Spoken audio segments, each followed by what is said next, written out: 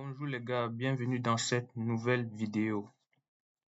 Alors aujourd'hui on va voir comment mettre en place une API basée sur les WebSockets les gars, pour pouvoir envoyer les données en temps réel vers un navigateur les gars. En fait vous pouvez utiliser ça pour pouvoir, si vous imaginez par exemple vous avez entraîné un modèle sur Python et que vous voulez recevoir les données de ce modèle en temps réel vers votre application, par exemple vers une application que vous avez fait avec Angular ou peut-être que vous avez fait avec HTML, CSS ou peut-être que vous avez fait même avec React les gars. Que vous voulez récupérer les données de Python en temps réel et afficher sur votre navigateur les gars. Sur votre application web les gars. Donc aujourd'hui on va voir comment mettre en place les WebSockets en temps réel sur Python et récupérer ces données là avec JavaScript les gars. Donc sans plus tarder, comme je vous ai dit, vous pouvez utiliser cela dans tous les contextes les gars. Dans votre application Angular, dans votre application React, dans votre application web les gars. On va voir comment récupérer ces données en temps réel. Donc, pour cette vidéo, je pense que qu'est-ce qu'on peut faire? Bon, on va juste créer un programme en Python qui prend une décision aléatoire, les gars. Supposons qu'on a un agent intelligent sur Python qui prend une décision et qui va renvoyer cette décision en temps réel aux utilisateurs, les gars. Donc, on va peut-être partir sur un truc aléatoire. On va créer juste un agent qui envoie une décision aléatoire, les gars. Donc, attendez, on crée notre fichier. Bon, on peut appeler ça peut-être API. Donc, on va faire ça comme ça, les gars. Donc, pour faire ça, on va utiliser Flask. Flask, les gars, pour pouvoir mettre en place notre API basée sur les WebSockets, les gars. On va faire... il faut que d'abord que vous installez Flask, les gars. C'est que vous savez comment installer ça, les gars. Donc, on va importer Flask. Maintenant, on va aussi importer Socket.io, les gars. C'est tout. Si vous n'avez pas aussi ça, vous l'installez, les gars. Je pense que c'est dans Flask comme ça. Quand il y a tiré socket, voilà ça, c'est celui-là. Import avec S majuscule, socket.io, voilà. Bon, comme on va prendre des décisions, je pense qu'on va aller sur un modèle qui prend des décisions aléatoires, les gars. Du coup, on va peut-être mettre un temps entre chaque décision. Donc, on va aussi importer time. Import time. On peut utiliser encore quoi? Oui, décision aléatoire, donc import random. Bon, on va aussi utiliser on va un peu faire du temps réel en utilisant le trading, les gars. Donc, faisons comme ça, trading. Voilà. Ça, c'est tous les imports dont on aura besoin. Maintenant, on peut initialiser notre application. Une application Flask. Name. Comme ça. Ouais. Et là aussi, on crée une instance de socket. On va appeler ça socket.io. Socket.io, comme ça. On crée une instance de ça. On lui passe notre app. Et on passe aussi la variable core alouette. Pourquoi il ne me propose pas? Ah, le voici. Bon, on va juste mettre comme ça. Voilà les gars, pour notre programme, on va réfléchir maintenant sur notre programme, ce que va faire notre programme Python les gars. Comme ça, on va bien recevoir on va mettre en place une logique les gars sur notre programme, comme s'il va envoyer les données en temps réel sur un port et à partir de ce port, on peut récupérer ces données les gars dans notre application web. Donc, on va mettre en place quoi? Bon, par exemple, partons sur un domaine financier, les gars. On peut dire, supposons que notre agent, il doit il doit faire des achats, les gars. Peut-être il doit prendre des décisions d'achat, de vente ou de rester sans rien faire, les gars. Partons sur cette base-là. Donc, on va peut-être déclarer une variable value. Supposons que value, si c'est, supposons que c'est la somme d'argent qu'il a dans sa poche. Prenons prix de vente.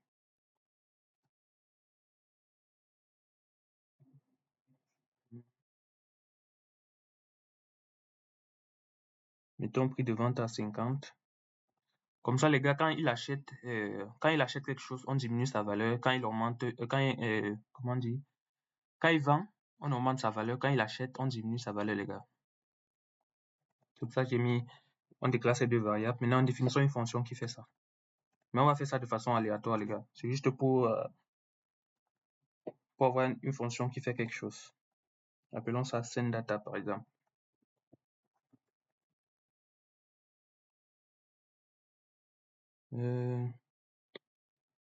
Faisons une boucle while. Bon, comme ça va tourner en boucle, faisons while true. Ici, mettons une pause, time.sleep. Comme ça va un peu mettre les pauses entre chaque donnée envoyée. Maintenant ici, on prend une décision aléatoire, les gars, soit d'acheter, soit de vendre, ou de ne rien faire. Donc, faisons comme ça. Décision. Donner une valeur aléatoire random. Bon, on va choisir un tableau. Bon. Soit acheter,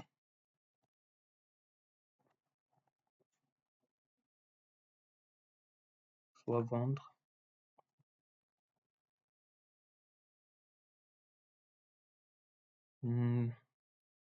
Soit rester statique, donc rien fait. Comme ça. Voilà, c'est un agent qui prend une décision aléatoire, les gars. Supposons que c'est... Vous pouvez tout à fait créer... Imaginons qu'on a créé un modèle compliqué, la machine learning, qui prend des décisions comme ça en fonction des données qu'il reçoit. Et normalement, on veut maintenant recevoir ces données dans notre application web en temps réel, les gars. Mais ici, on passe sur un truc aléatoire, les gars. Donc ici, s'il décide d'acheter, qu'est-ce qu'on fait? Faisons if décision égale. Copions ça. Si décision égale acheter, donc s'il décide d'acheter, on diminue la valeur, non? Parce qu'il va acheter, il va dépenser. Donc on diminue le prix de vente.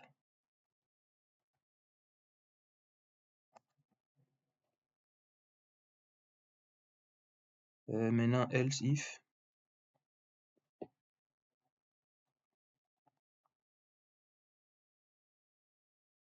Il décide de vendre, on augmente.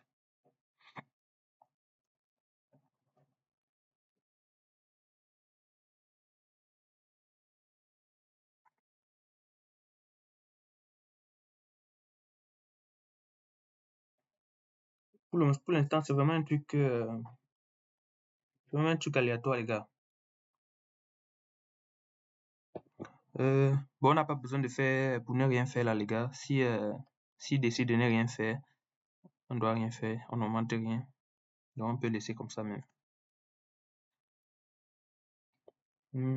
Maintenant, on crée la structure des données qu'on va envoyer qui sera disponible dans notre port, les gars. Et on peut créer data.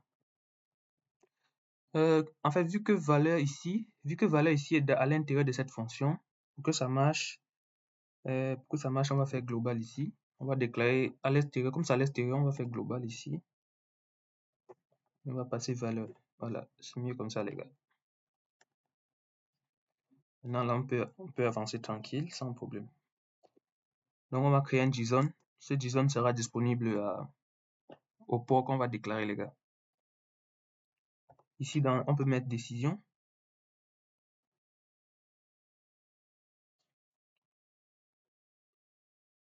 Je mets même égal. Non, c'est deux points. Décision égale à décision.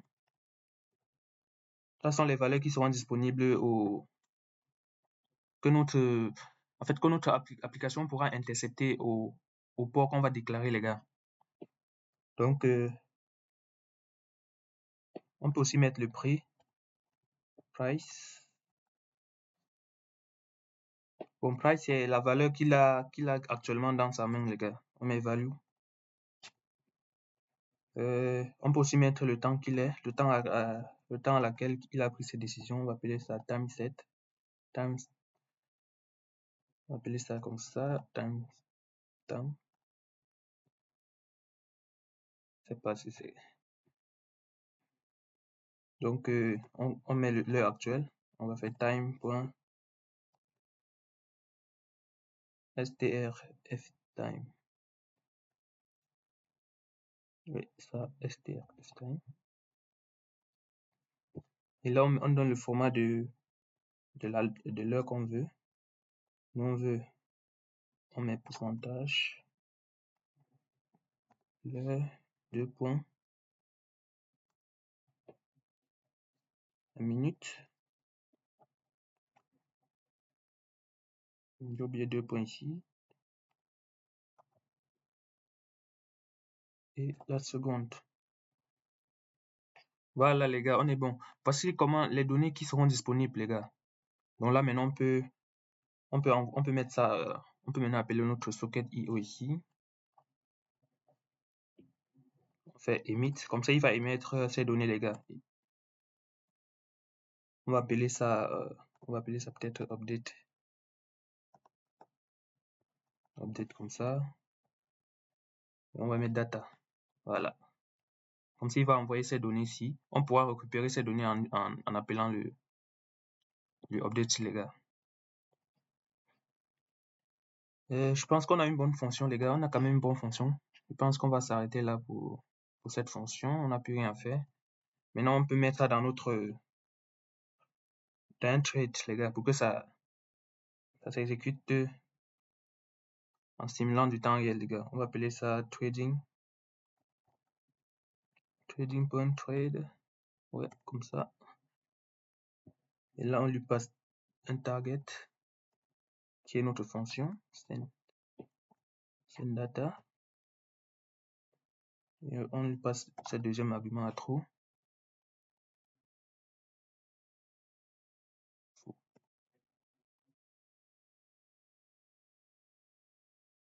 Maintenant là, on lance notre fonction, les gars, avec start.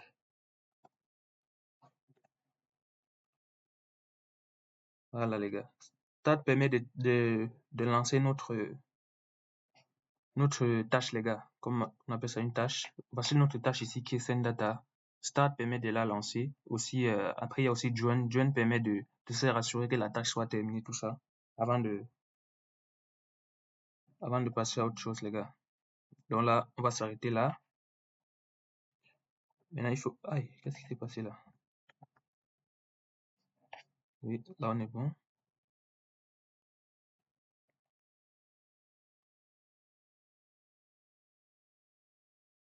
Qu'est-ce qu'on peut faire d'autre? Il faut qu'on appelle attendez les gars, il faut qu'on appelle notre fonction principale.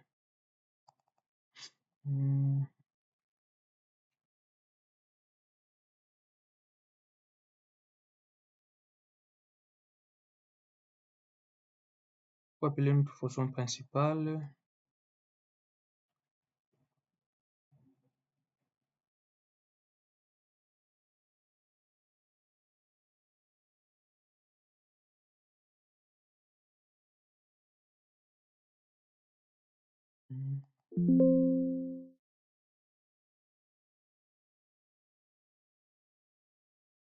Voilà, je colle ça ici.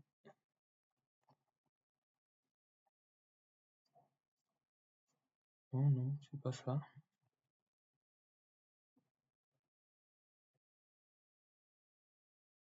Voilà, c'est ça ici. Voilà les gars. Ici c'est quoi?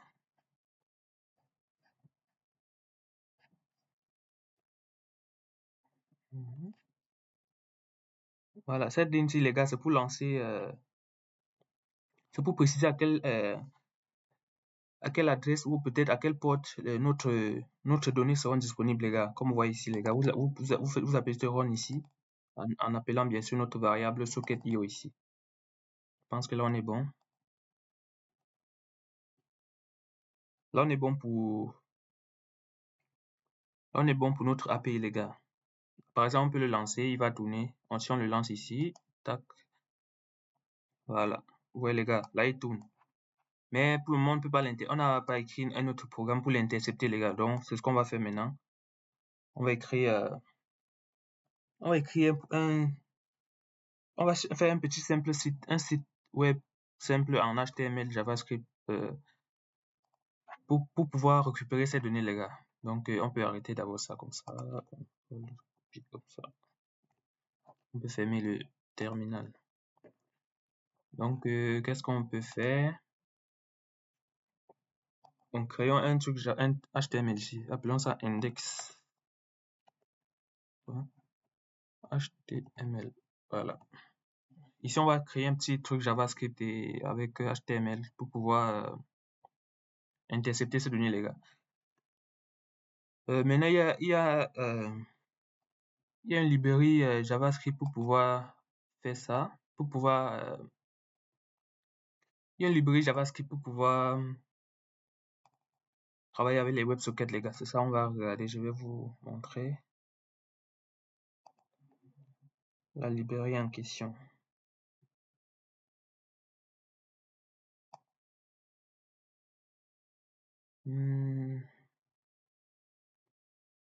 Attendez, je pars dans mon navigateur.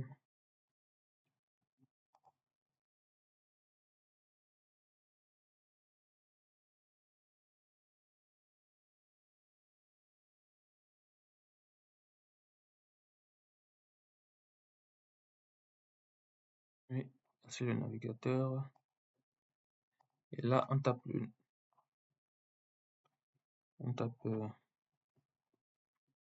trouver le lien du site. C'est ça ici, les gars. Vous voyez, voici le lien du site, les gars. Vous partez sur cette adresse. Et les gars, je vais mettre l'adresse en commentaire dans le code. Comme ça, vous pouvez bien voir. Vous partez sur cette adresse, les gars. Ici, c'est une librairie qui permet de travailler avec les WebSockets, les gars. Vous copiez, par exemple, je vais copier celui-ci. Je copie celui-ci. Copie URL, copie script tag. Je pense que c'est ça. Je copie ça.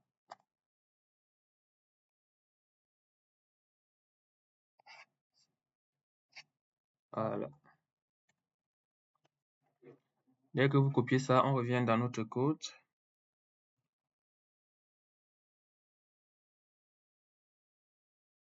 Donc, les gars, vous partez sur ce site, vous copiez cette adresse ici, les gars.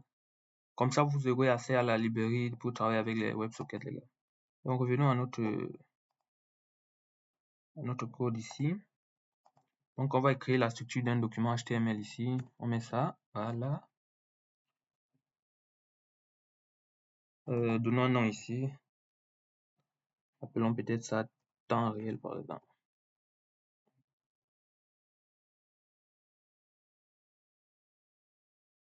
Temps réel. Voilà.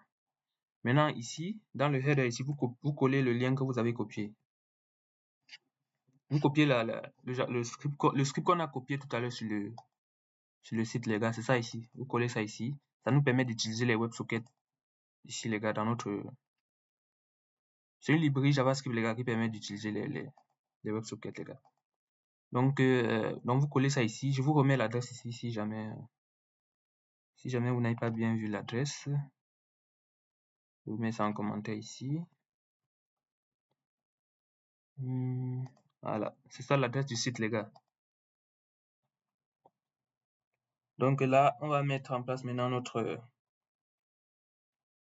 on va mettre en place la structure de notre site ici dans le body ici. Le body, il est là. Qu'est-ce qu'on peut faire? On peut créer un titre comme ça. Oui, H2.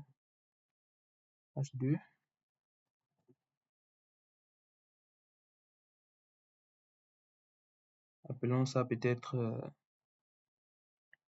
cherchons un truc là. On n'a pas des emojis ici. Qui ressemble peut-être même à une antenne.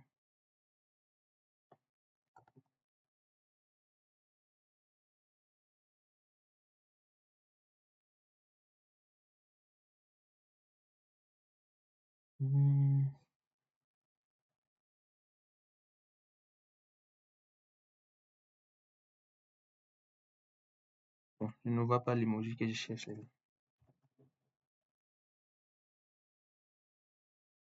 Bon, on va utiliser ça. En fait, je cherchais un truc qui ressemble peut-être à un réseau, mais je sais pas ce que ça c'est. On va utiliser ça, les gars. Mettons le titre ici, par exemple, données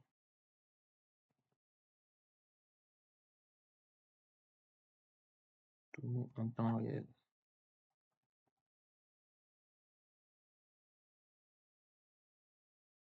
Voilà, comme ça on a notre petit titre ici.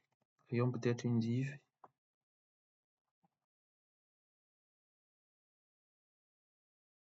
Maintenant, passons un ID à ce div, comme ça on pourra modifier son contenu.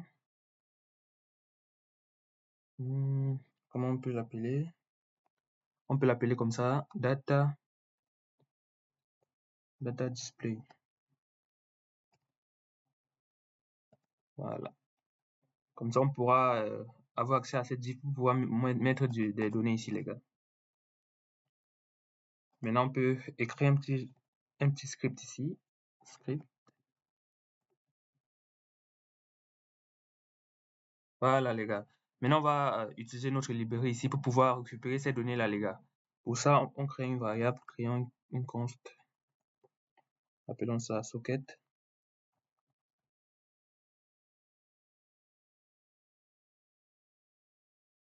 C'est IO. Ici, on précise l'adresse à laquelle sont disponibles nos données, les gars. C'est http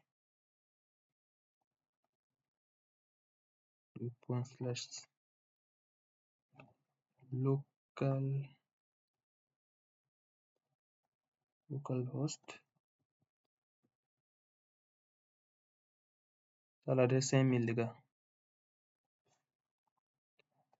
Bien sûr, c'est ça l'adresse donc on a précisé ici. On revient à notre code ici.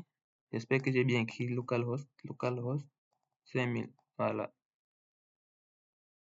Maintenant, on peut faire socket.on. Maintenant, on récupère le update qu'on a mis tout à l'heure.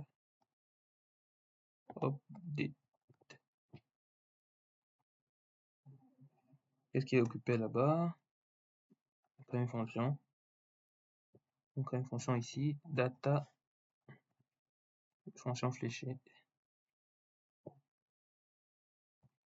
Voilà. Maintenant, on peut, les données qu'on va récupérer, les gars, on va essayer de, les données qu'on récupère à update là, on va essayer de passer ça ici, en utilisant le ID qu'on a mis ici, les gars. Donc, on peut faire document.get, document.get element. Get element by ID, oui. Bon, je vais copier l'ID ici.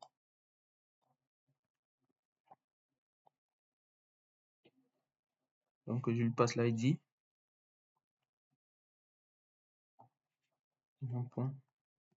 On crée un document HTML ici, les gars.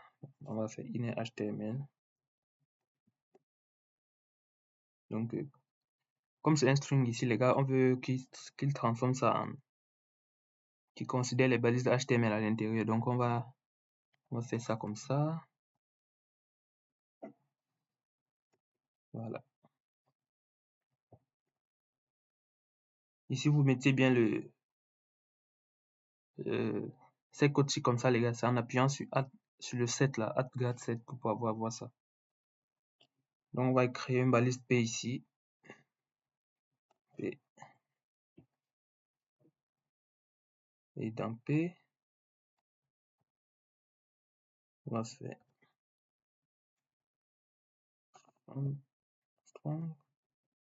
Ah, qu'est-ce que je fais?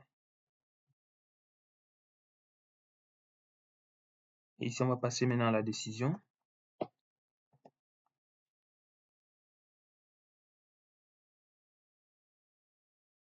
On fait comme c'est ici.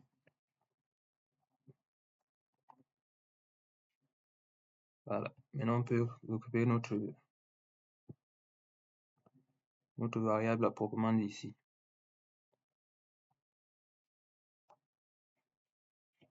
On fait data point. On avait mis décision ici, les gars. Data point ici. On va récupérer exactement les mêmes noms qu'on a ici, les gars. Donc là, je prends data point décision. Rassurez-vous bien que c'est bien les mêmes noms, les gars. Et là, je ferme mon P.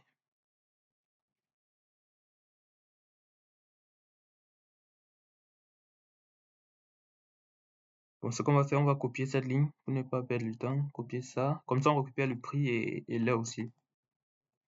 On colle ici. Voilà. Ici, on fait data.price. Copions bien les mêmes choses. Hein. Data.price, oui. Et ça aussi, timestamp. Voilà. Comme ça, on est bon, les gars. Ici, on récupère exactement les données qui sont disponibles au port qu'on a ouvert dans notre application, dans notre API Flask, les gars. Et maintenant, on est tranquille, les gars. Comme s'il va récupérer ça, il va directement mettre ça à disposition ici, les gars, dans cette div. Donc là, je pense qu'on est bon, les gars. On peut sauvegarder ça. Maintenant, on va tester pour voir. Rassurez-vous bien d'avoir mis cette librairie, les gars. C'est une librairie JavaScript qui permet de travailler avec les WebSockets, tout ça. Donc, allez bien à cette adresse, vous copiez la librairie, vous mettez ici. Donc, on va essayer de lancer notre programme. Pour ça, il faut d'abord lancer notre API ici. Notre API qu'on a fait avec Flask. On lance. Voilà, on se rassure qu'il tourne. Là, il est en train de tourner. On part dans notre application web. On va fermer ça. On part dans notre application web. Moi, j'ai Go Live ici. Je peux cliquer dessus. Sinon, vous pouvez ouvrir juste le fichier HTML là. Moi, je clique sur Go Live.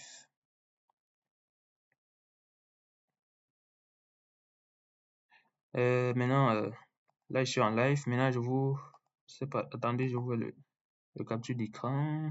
Je change d'écran ici.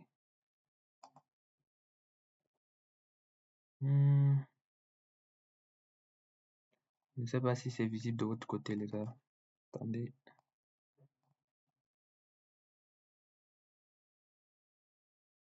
Là, c'est VS Code, Google. Voilà.